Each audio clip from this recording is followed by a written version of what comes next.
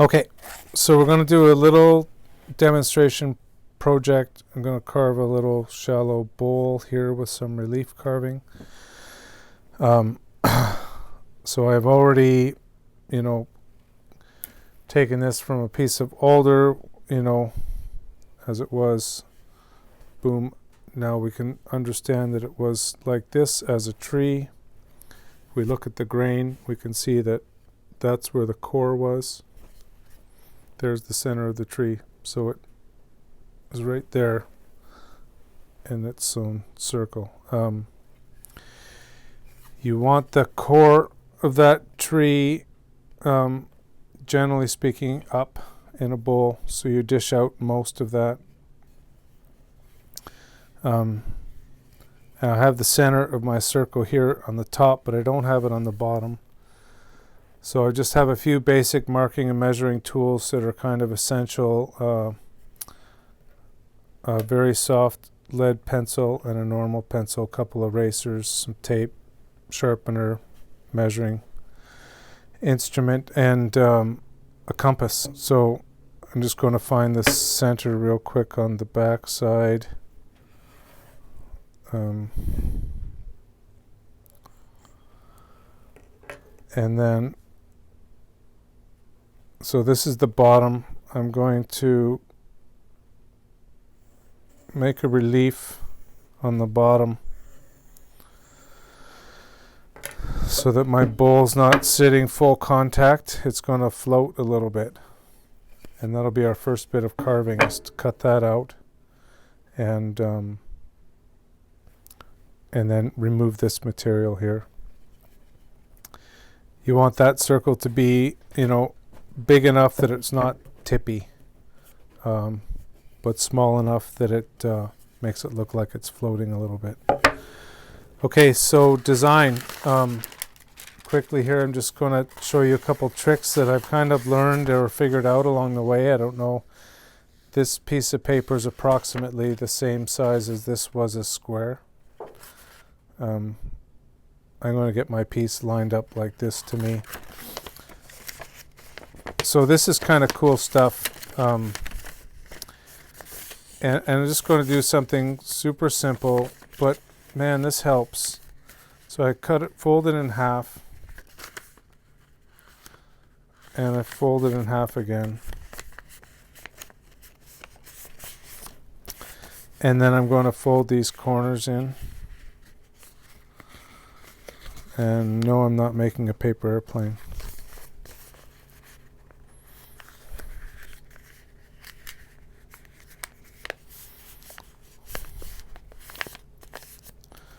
And then I'm going to get my corners this way.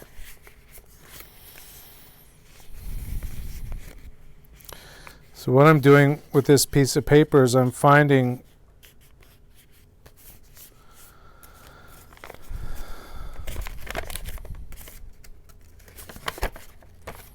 my sacred geometry. Really, really simple ways.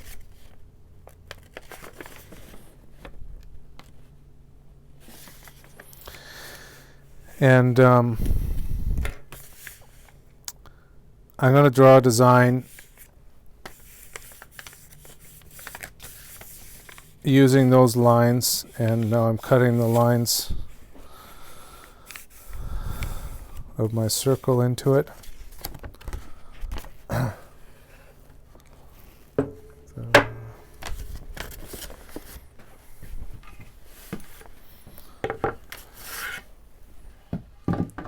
Mark, I'm just going to shift over here to something flat. Okay.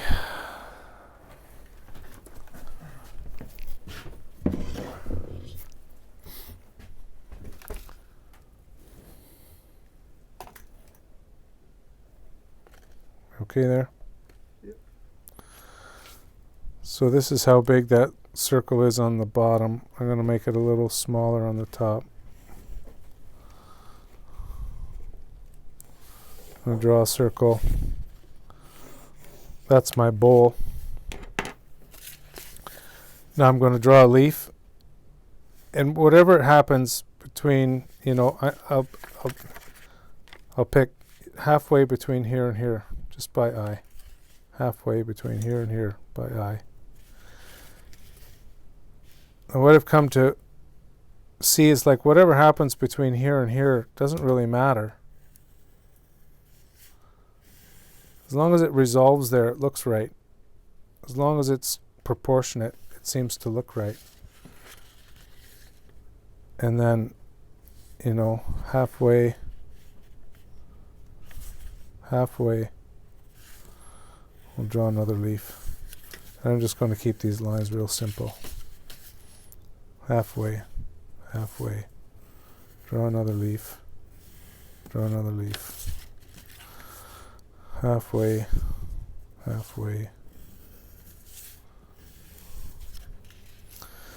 Now I've got my halfway, there's the outside of the circle, and then maybe come in from there.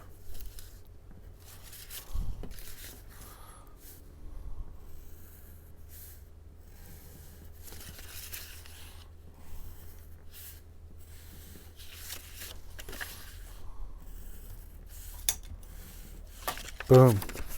We have something really cool, really quick. To me, anyways. I love this kind of thing. I didn't have to obsess about it. I didn't have to measure and figure it all out. Folding the page showed me the cardinal directions, and I'm just filling it in, and it's an obvious, relatable thing, flower-like object. So this is another part of carving is now how do I get this onto the wood? And there's a couple ways to do it. So one of the ways is using this is called transfer paper. It's kind of taking the place of carbon paper. It's not getting my fingers really icky. Draw a line on the right side, and it shows up on my piece of wood.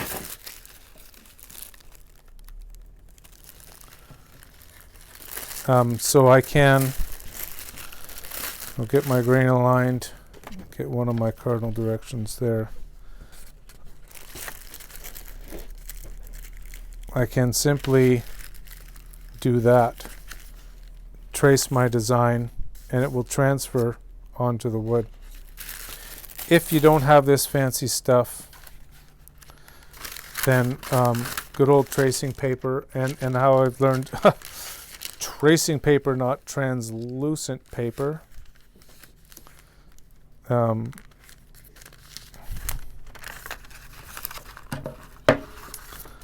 So I'm going to need just a board here without holes. It's big enough. Too big. That'll do it.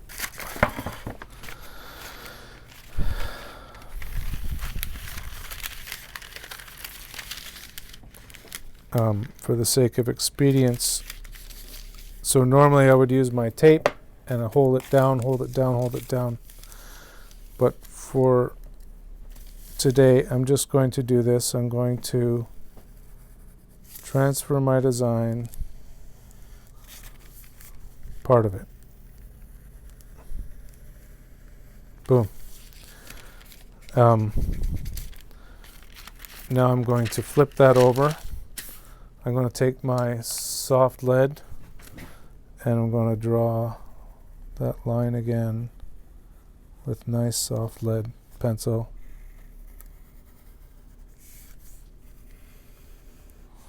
Oopsie. See, it transferred onto there. So that's how we're going to use it to transfer onto here.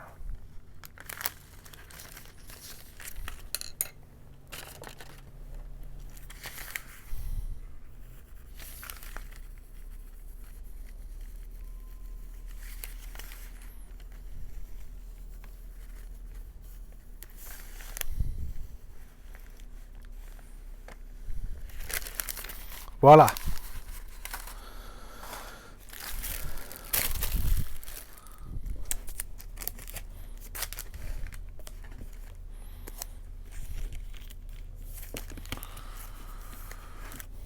So the transfer paper is having a hard time sticking to the wet holder, so we go old school.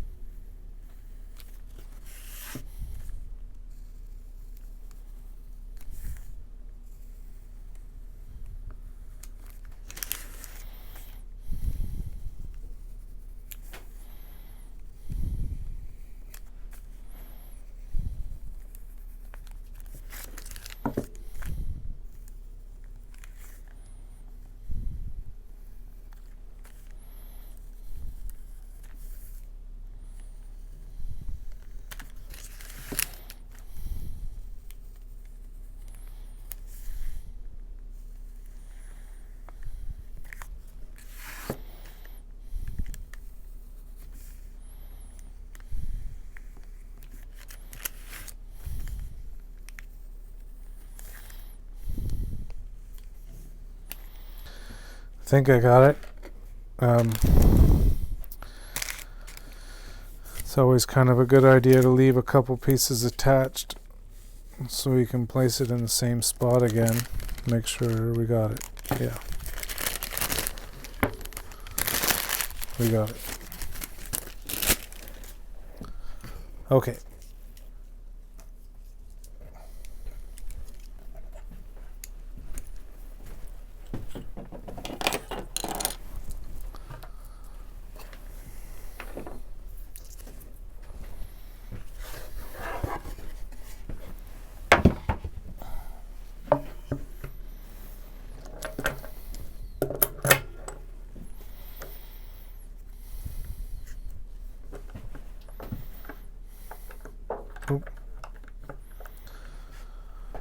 I'm going to start on the bottom.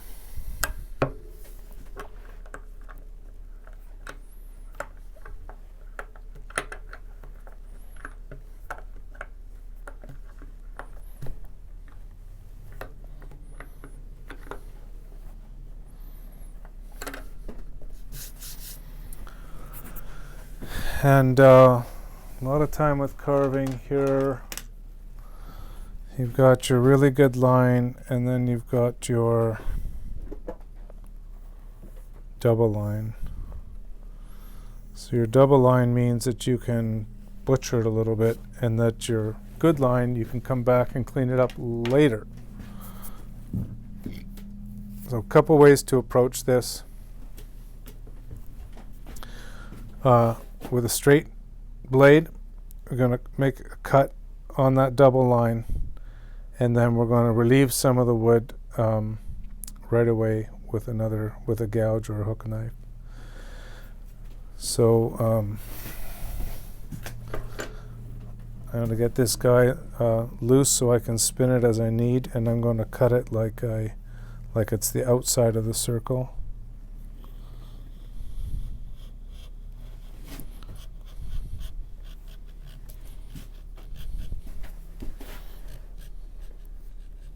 Stopping there and starting here.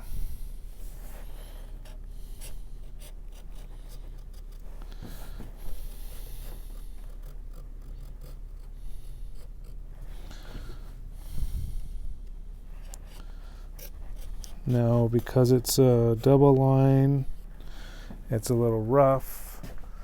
There's another way you can look through your gouges and see if you have one to match the curve, which is pretty cool if you do. And this one,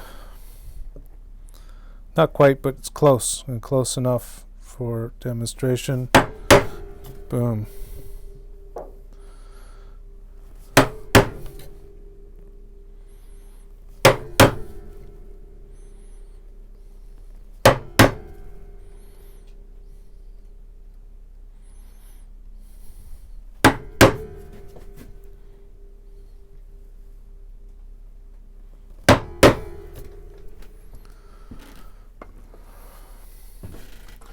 I'll come back with the flat gouge, and I will just cut into but not hammer that edge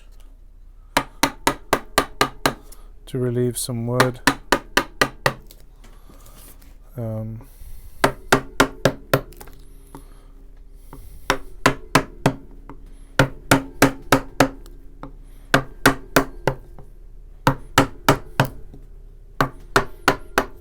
This can also be done with a hook knife. Nice flat one.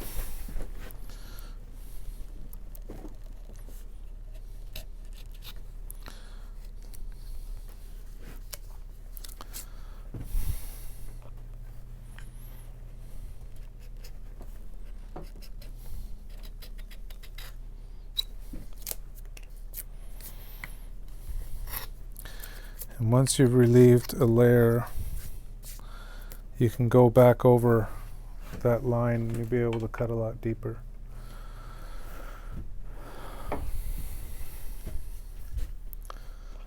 So you can start to see that this is a bit more time consuming than pounding the thing.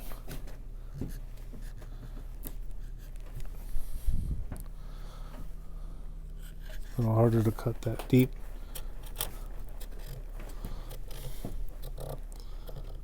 Now, before we started that, probably should have done this.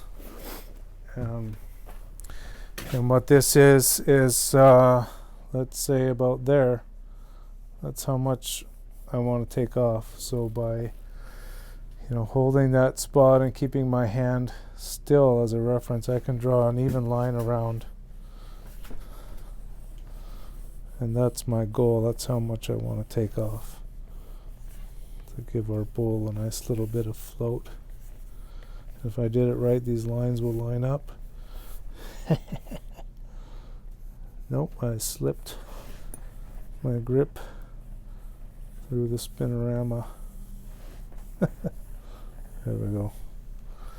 Something like that.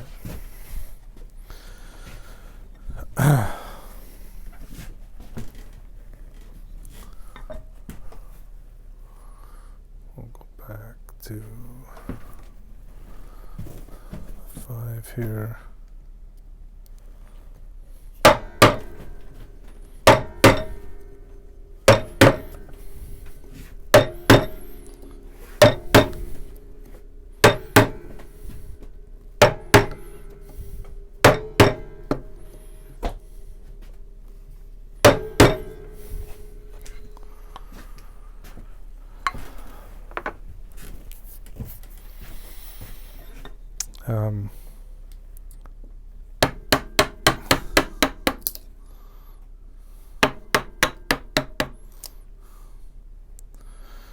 Here we got some tear, so this is telling me that I'm going against the grain, and it could run out on me and dig a deeper hole than I'm willing to. So I have to be careful cutting this way. So I'll cut across the grain, and it won't give me that kind of grief.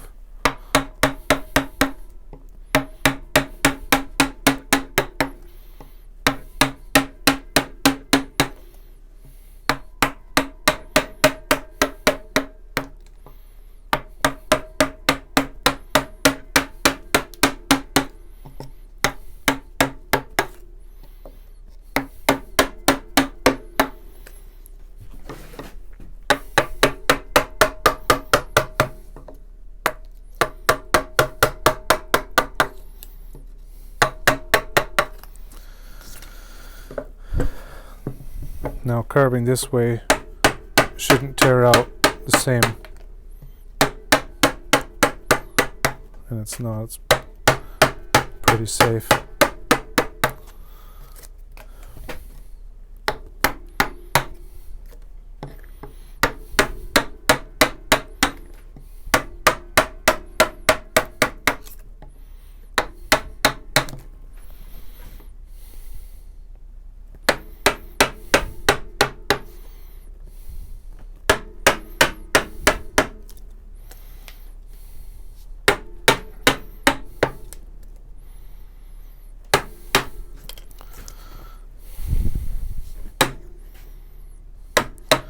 And I'm just going to pare it down to that line. I'm not going to cut. I'm not going to start at that line. It's just too much. Too much unpredictability in trying to cut that much off. Pretty sure my stock cut in the middle is not that deep. Could stand to split out a piece right across the bottom.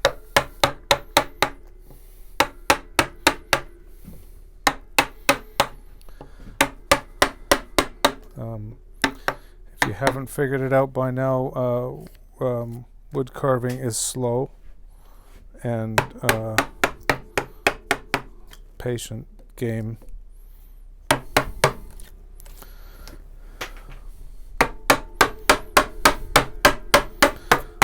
Now, that being said, look at the size of these chips we're taking. This is the advantage of having like big tools, and when you know you want to remove that wood, then really don't hesitate, you know, in taking bigger chunks and bigger swings. And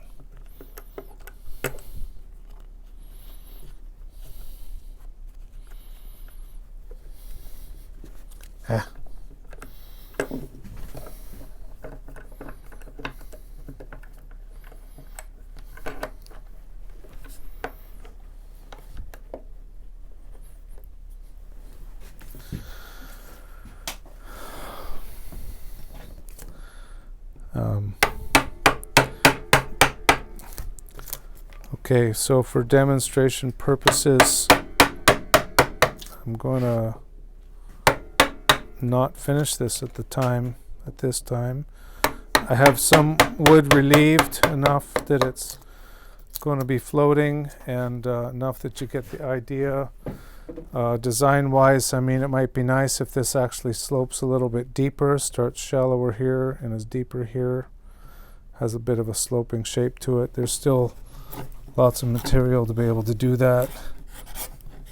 Just pare around the outside a little bit.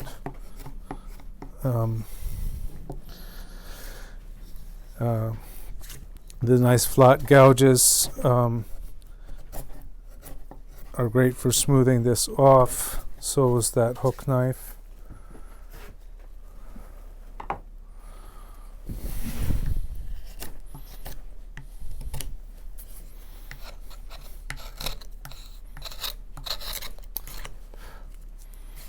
Anyways, I think I'm going to call it there. I'll just relieve some of this.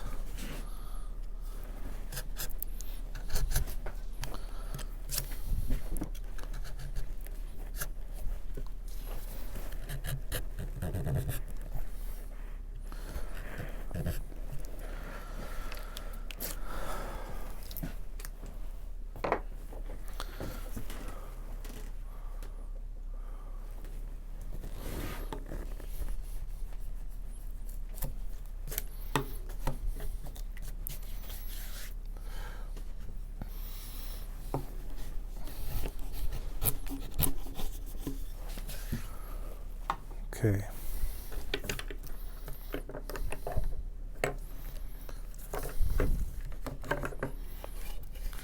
So now we've got a little bit of that floating effect, and it'll be more effective coming up a little higher. Generally speaking, if you're carving a bowl or something like that, you want to shape the bottom first and then the inside second. This is, you know, for demonstration purposes, and it's really shallow, but that outside shape, you know, will generally determine what you're able to do on the top. So, you know, it might be a nice design to have the bottom come up, you know, pretty high here, and then you can sculpt the leaves down to fit. But we're not going to get that far today. I always tell people your first carvings, and you know, workshop carvings and stuff like that, it is not the destination that you are, you know, that you should be worried about. The journey is everything. The journey and the being in the moment of carving and learning how the tools work and things like that is really more important than the final product. So this inside here, I'm going to draw a double line again, and I'm going to make that a little bowl, and we're going to do it. And we'll use this guy.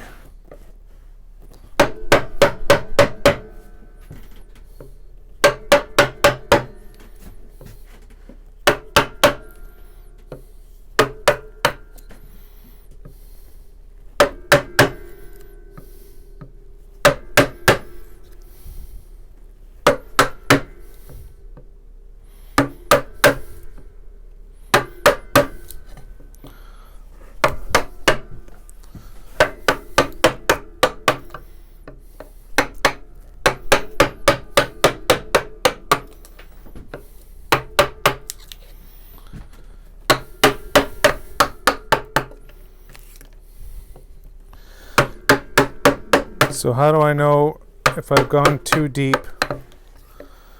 Well, usually I'd be picking this up and feeling with my fingers for the depth, to gauge how far to go, how far not to go. See, I can't go very deep with this guy. It's not that steep of a bevel. As soon as I'm burying these corners, I'm stopping.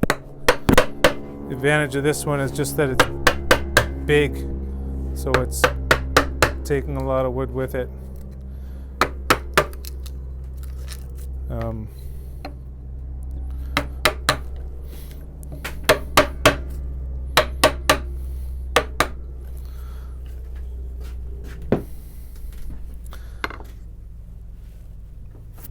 So it's shallow. I don't want to go too far. I'll start cleaning this up with a hook knife. Sorry.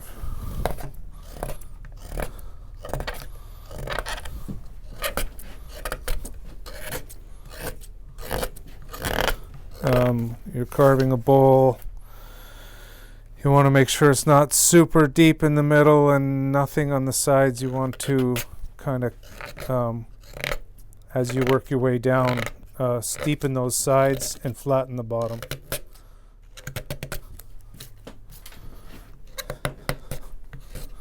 Again, see that? I'm having a hard time with that. I turn it to a slice, it's cutting a lot easier.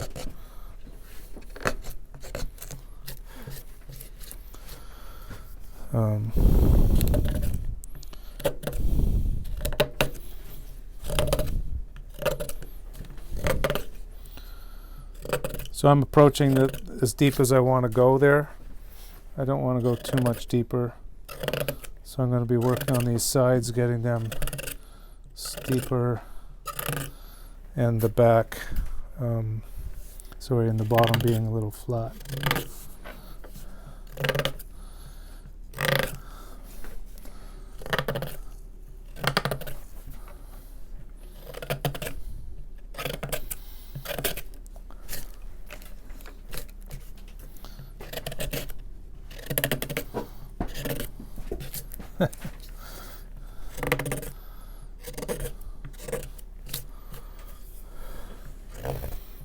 Looking decently even.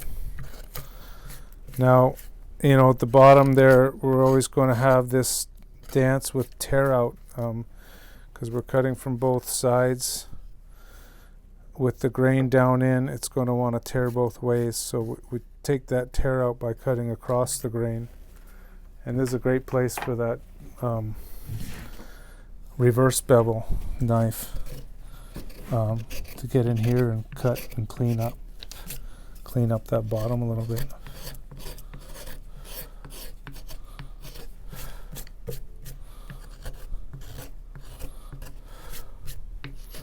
So that's looking all right. Now, this is still really rough around the outside. And we've got our double line that we've been working with. So we can start approaching that outer line, a good line, with a different sort of a cut, same tool. Likewise, we could be using a gouge here, a little smaller. It's out of 5. So same principles of the circle here. Now I'm in the wood, it's happening this way and it's happening this way. So there's my grain straight. I'm going to carve this way. And I'm going to start to clean this up and move towards that edge. And I'm going to stop there.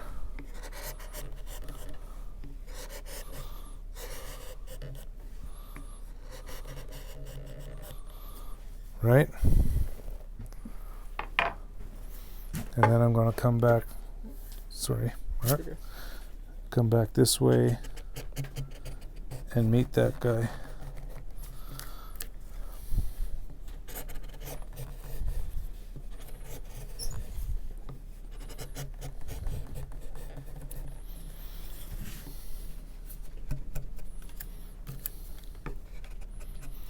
And where these two meet, I'm going to have to snip it across the grain there for that sake of tear out, but that's just how it's going to go.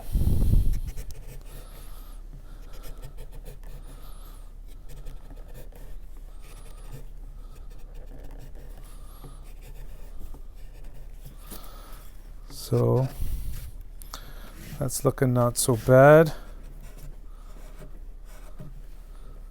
Be a little bit more clean up for sure.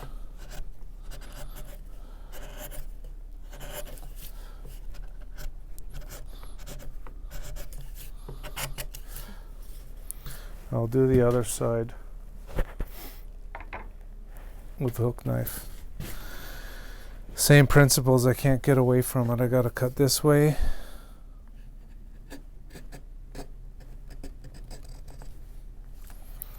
I'm losing my line.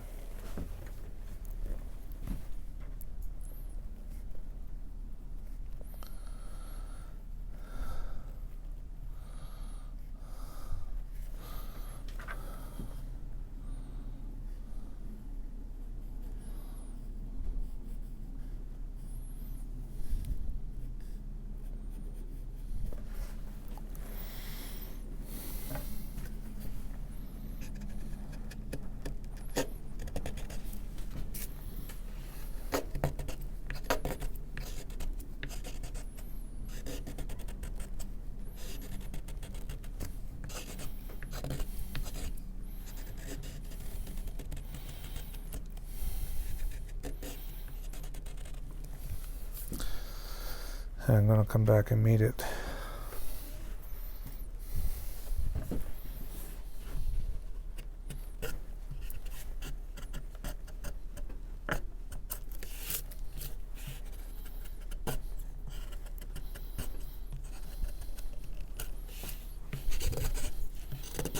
Sorry, I'm not being very good for the camera.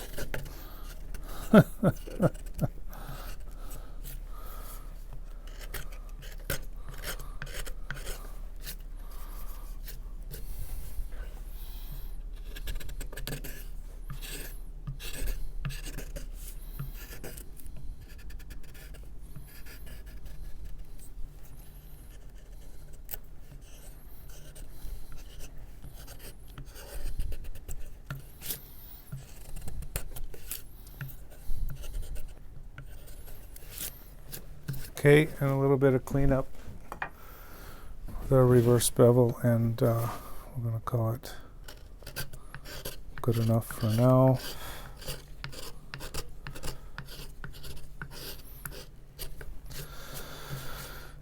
There is stuff called sandpaper that the more I carve, the more I try to avoid it. But it is a wonderful thing for smoothing out things and tears. I would say though that sandpaper makes a shitty sculpting tool. You know, the more shaping, the more, you know, the more you can do with your knives, the better. And the other thing is, we're not going to be sanding this thing until it's dry. So that's good for now. So now I'm just going to carve a couple of leaves to give you a taste of what's happening with that. Now, might come to a finer knife here, and modify my design to a point there. Now with each leaf, I'm cutting on the outside of the line, and I got to read the grain. So I'm going to cut a stock cut straight down, and I'm not going to make it too deep. I'm going to follow the outside of the line, and then at that point I'm cutting this way.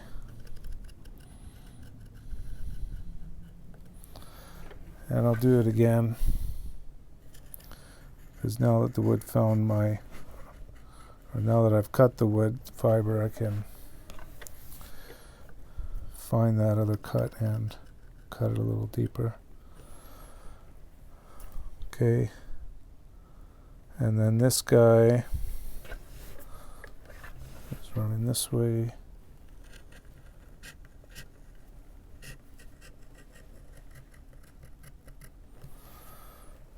And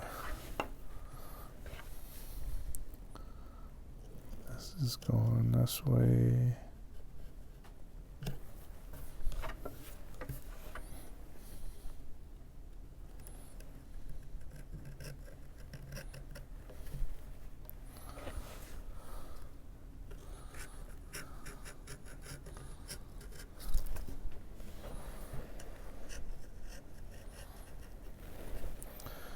Okay.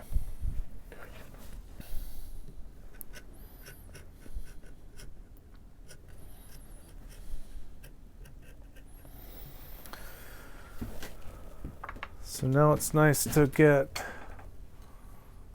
yeah, this will do, some little friend like this, and carving in the opposite direction. I'm going to make a cut like that and try to relieve that wood towards the relief cut that I made. Did I make one there? No, I didn't. Here we go. That's more like it. There.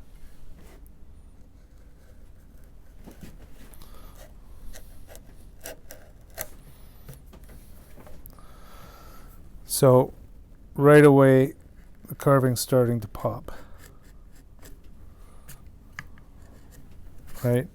You see that nice reveal. Now, you know, artistic license. I mean, really, we're looking to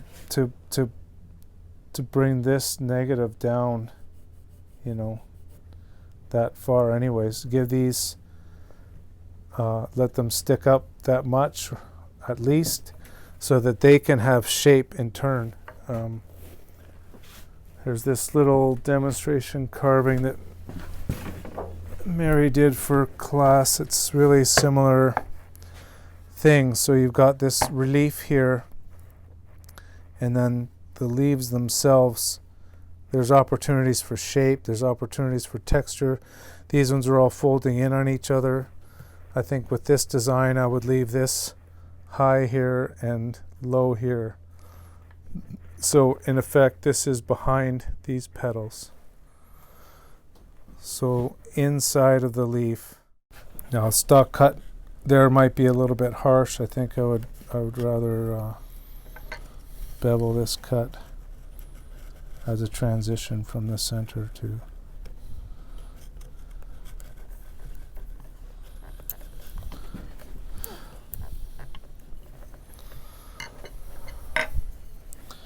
and then when I bring that in,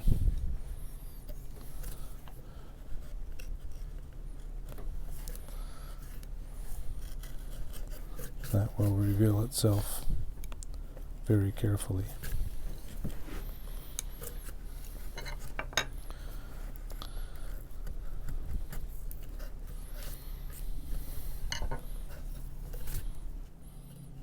There you go.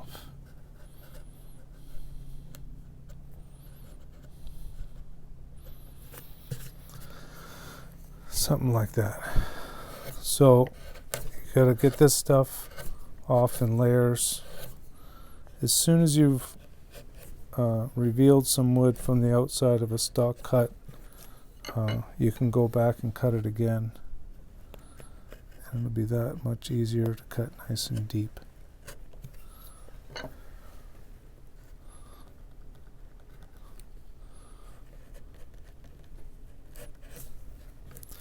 Now, because I didn't do a double line, I want to be really careful of not bashing that edge, because that is really close to a finished edge with my gouge or hook knife, which whatever tool I'm choosing to clean this up with.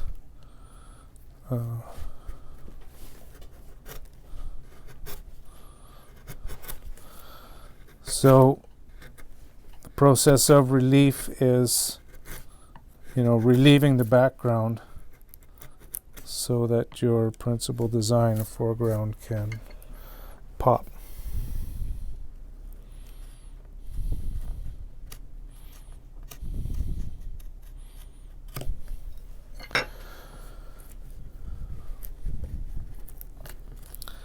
So this is just the process of going layer by layer and going deeper and deeper each time till you get to whatever your predetermined depth was, and then you're left with this negative space, which you may want to finish really smooth, or maybe you want to add some texture to it intentionally, like I demonstrated before with one of the smaller texture tools. The inside of each one of these can get some hollowed shape, it's another, that's a design thing. You could add a stem to these if you wanted, and carve either side down on either side of a stem and leave the stem either high or low. The world is your oyster, but I feel like I better call it there. Been taking lots of time to explain a lot of stuff, and I don't want to leave without going over sharpening these babies just a little bit. So we're going to rejig and talk about sharpening in a sec, okay?